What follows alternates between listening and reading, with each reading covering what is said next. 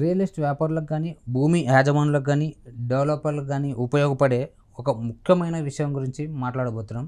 ప్రస్తుతం మనతో పాటు ఉన్నారు సీఏ చార్టర్డ్ అకౌంట్ కృష్ణ గారు ఉన్నారు. ఆయనతో మాట్లాడి మరికొన్ని విషయాలు తెలుసుకుందాం. సార్ నమస్తే సార్. నమస్తే అండి. ఎలా ఉన్నారు? బాగున్నాను సార్. ఇప్పుడు చాలా అంటే కమర్షియల్ కాంప్లెక్స్ చాలా అంటే ఉంటాయి. ఇప్పుడు బిల్డింగ్స్ ఉంటాయి, కమర్షియల్ కాంప్లెక్స్ ఉంటాయి, అపార్ట్మెంట్స్ ఉంటాయి, చాలా ఉంటాయి. దీంట్లో బేసిక్గా చెప్పుకోవాలంటే కమర్షియల్ కాంప్లెక్స్ దీంట్లో ఏ విధంగా ఉండబోతుంది జిఎస్టీ? సో అగైన్ మనకి కన్స్ట్రక్షన్ ఆఫ్ కమర్షియల్ కాంప్లెక్స్లో కూడా 4 మేజర్ జిఎస్టీ ట్రాన్సాక్షన్స్ ఇన్వాల్వ్ అవుతాయండి. First one, transfer of development rights by the land owner to the developer. Land owner తన రైట్స్ని ట్రాన్స్ఫర్ చేయడం. Second, the construction services provided by the developer to the land owner. Third one వచ్చి leasing or selling of commercial flats to the end customer by the developer. Fourth one వచ్చి selling of flats by the land owner to the end customer. So ఇప్పుడు మనం 1 by 1 discuss చేస్తే first one వచ్చి ఏదైతే transfer of development rights ఉన్నాయో, residential కాంప్లెక్స్లో అయితే JDA మనం 1/4/2019 కంటే ముందు ఎంటర్ అయ్యామో, 1/4/2019 తర్వాత ఎంటర్ అయ్యామో అనేది క్రూషియల్ రోల్ ప్లే చేస్తుంది. ఎందుకని అక్కడ మనకి 1/4/2019 అయితే ముందైతే 2019 కంటే ముందైతే మనకి ల్యాండ్ ఓనర్ ఫార్వర్డ్ ఛార్జ్ మెకానిజంలో టీడీఆర్ మీద జిఎస్టీ పేమెంట్ చేయాల్సి వచ్చేది. 1/4/2019 తర్వాత డెవలపర్ రివర్స్ ఛార్జ్ మెకానిజంలో గవర్నమెంట్కి పేమెంట్ చేయాల్సి వచ్చేది.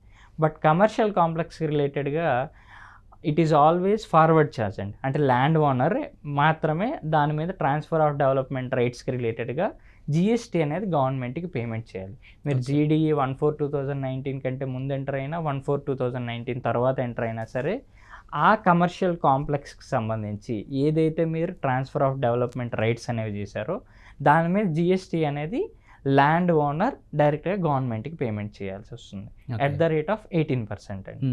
సో సెకండ్ ట్రాన్సాక్షన్ వచ్చి కన్స్ట్రక్షన్ సర్వీసెస్. ఈ construction services provided by the developer to the land owner. So again ఇందులో కూడా సేమ్ యాజ్ ఇట్ ఈస్గా 12% ట్యాక్స్ రేట్లో మనం అవతల పార్టీకి అంటే ల్యాండ్ ఓనర్కి కన్స్ట్రక్షన్ సర్వీసెస్ ఇన్వాయిస్ అనేది డెవలపర్ రైజ్ చేయాల్సి వస్తుంది. సో డెవలపర్ అనే పర్సన్ గవర్నమెంట్కి ట్యాక్స్ పేమెంట్ అనేది చేయాల్సి వస్తుంది. సో 3-4 ట్రాన్సాక్షన్స్ అనేవి occupancy certificate or completion certificate బేసిస్లో, before occupancy or completion certificate అయితే taxable, after occupancy or completion certificate అయితే ఎగ్జంప్టెడ్ కేటగిరీలో ఉంటాయండి. సో ఇందులో రీసెంట్గా మనకు వచ్చిన ఒక సుప్రీం కోర్ట్ జడ్జిమెంట్ ఒకటి ఉందండి, సఫారియా రిట్రీట్స్ ప్రైవేట్ లిమిటెడ్ అని చెప్పి. లైక్ ఆ కంపెనీ కేసులో ఏమైందంటే, ఆ కంపెనీ అనేది ఒక కమర్షియల్ కాంప్లెక్స్ అనేది కన్స్ట్రక్షన్ చేసి, ఫర్ ఎగ్జాంపుల్ ఏఎంబి మాల్ అనుకుందాం, ఏఎంబి మాల్ లాంటి మాల్ని కన్స్ట్రక్షన్ చేసి అందులో ఉండే ఈచ్ అండ్ ఎవ్రీ స్పేస్ని లీజ్కి కానీ రెంటల్ బేసిస్లో వాళ్ళు ఇస్తున్నారు. సో ఇప్పుడు లీజ్కి ఇస్తున్నప్పుడు ఆటోమేటిక్గా రెంట్ అనేది ట్యాక్సిబుల్ అండర్ జిఎస్టీ కాబట్టి వాళ్ళు గవర్నమెంట్కి 18% on the lease value or rental value మీద ట్యాక్స్ పేమెంట్ చేస్తున్నారు గవర్నమెంట్కి. సో వాళ్ళు ఏం చేశారంటే, ఏదైతే ఇన్పుట్ ట్యాక్స్ క్రెడిట్ ఉందో ఆ బిల్డింగ్ కన్స్ట్రక్షన్ చేయడానికి వచ్చిన ఇన్పుట్ ట్యాక్స్ క్రెడిట్ని వాళ్ళు యూటిలైజ్ చేశారు దీనికి. ఫర్ ఎగ్జాంపుల్ ఈ 18% ట్యాక్స్ పేమెంట్కి ఎగ్నెస్ట్గా అదొక 18 crore వచ్చింది అనుకుందాం. ఈ కన్స్ట్రక్షన్ యాక్టివిటీస్ రిలేటెడ్ ద్వారా వీళ్ళు ఎక్స్పెండిచర్ కాబట్టి దాని మీద ఒక 15 crore వాల్యూ వస్తే రిమైనింగ్ 3 crore మాత్రమే గవర్నమెంట్కి పేమెంట్ చేస్తున్నారు.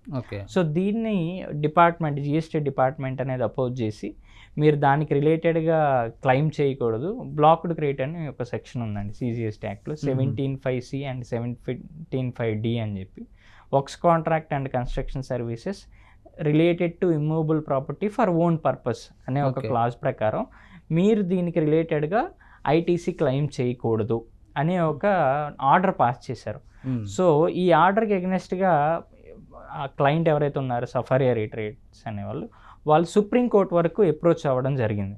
సో ఇక్కడ సుప్రీంకోర్టు ఏమని చెప్పిందంటే, మీరు ఏదైతే ఆ బిల్డింగ్ ఉందో, ఆ కమర్షియల్ కాంప్లెక్స్ ఉందో, ఆ కమర్షియల్ కాంప్లెక్స్ అనేది కన్స్ట్రక్షన్ అవ్వకుండా మీకు రెంట్స్ అనేవి రావు కాబట్టి, ఆ కమర్షియల్ కాంప్లెక్స్ అనేది ఫంక్షనాలిటీ అంటే మేజర్ ఫంక్షన్ అది ఉంటే కానీ మనకి రెంట్స్ అనేవి లీజెస్ అనేవి అరైజ్ అవ్వవు కాబట్టి దాని ఫంక్షనాలిటీ టెస్ట్ అనేది మీరు చేసి రిమాండ్ బ్యాక్ చేస్తే డిపార్ట్మెంట్కి. ఫంక్షనాలిటీ టెస్ట్ అంటే ఇది ఒరిజినల్గా యూస్ఫుల్లా, ఇది ఉంటే మనకి రెంట్స్ వస్తాయా రాదా అనేది ఫంక్షనాలిటీ టెస్ట్ చేసి ఇన్ కేస్ అందులో వస్తుందంటే ఐటీసీ అలౌ చేయమని గవర్నమెంట్ డిపార్ట్మెంట్కి ఒక రిమాండ్ బ్యాక్ చేసి ఆ ఆర్డర్ని పంపించడం జరిగింది. సో ఇది వన్ ఆఫ్ ది మేజర్ కేసులా recent times related to commercial complexes construction. Okay.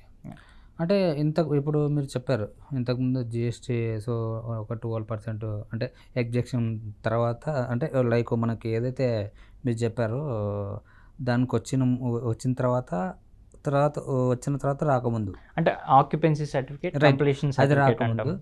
So ఇంతకుముందు అంటే లైక్ మనకు ఒక 2002 కానీ లేదంటే 3 కానీ ఆ మధ్యలో సో ఏమన్నా దానికి దీనికి చేంజెస్ అంటే అప్పుడు సర్వీస్ ట్యాక్స్ ఉండేదండి. ఓకే. మీరు ఇప్పుడు 1994 నుంచి 2017 జూన్ వరకు, ఎందుకంటే ఫస్ట్ జూలై 2017 నుంచి జిఎస్టీ వచ్చింది ఇండియా. ఓకే. సో ఆ టైం పీరియడ్ మధ్యలో ఉండే ఇలాంటి ట్రాన్సాక్షన్స్ అనేవి సర్వీస్ ట్యాక్స్లో కవర్ అయ్యాయి. ఓకే. ఇప్పుడు as of now service tax అనేది లేదు, ప్రతి జిఎస్టీనే. సో జిఎస్టీ ఇప్పుడు వచ్చింది కాబట్టి ఫస్ట్ జూలై 2017 నుంచి ఇవన్నీ జిఎస్టీ యాక్ట్ ప్రకారం కవర్ అవుతున్నాయి. అప్పుడైతే మనకి సర్వీస్ ట్యాక్స్ ప్రకారం కవర్ అయ్యాయి. Yeah, thank you so much sir. అంటే లైక్ దీంట్లో ఏ విధంగా మనం వెళ్తే ఒకవేళ మనకి ఏమన్నా లైక్ ఏది తీసుకున్నా కూడా మనకి కమర్షియల్ కాంప్లెక్స్ తీసుకున్నా సో మనకి ఏమైనా అపార్ట్మెంట్స్ తీసుకున్నా లేదంటే ల్యాండ్ తీసుకున్నా సో దీంట్లో ఏ విధంగా మనం ముందుకు వెళ్ళొచ్చు అనేది చాలా చక్కగా చెప్పారు sir. Thank you so much. Thank you అండి.